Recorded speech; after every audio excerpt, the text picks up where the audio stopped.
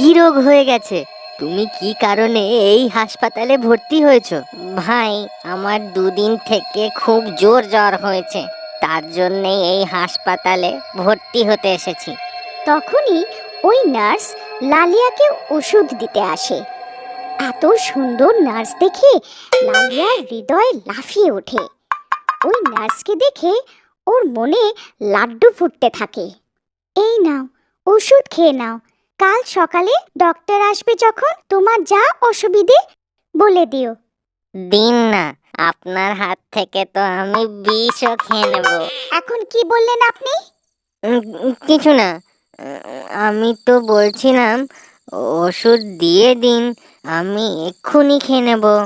তারপর ওই নার্স লালিয়াকে ওষুধ দিয়ে রেগে মেগে ওখান থেকে চলে যায়।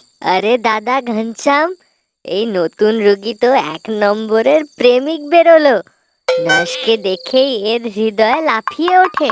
হ্যাঁ দাদা, তোমার এই নার্সের সাথে এরকম ব্যবহার করা উচিত ছিল না। এর মাথা খারাপ হয়ে গেলে না, এ তোমাকে পশুদের টিকা লাগিয়ে দেবে। আরে দাদা, আমি তো আমাদের গ্রামের রাজা,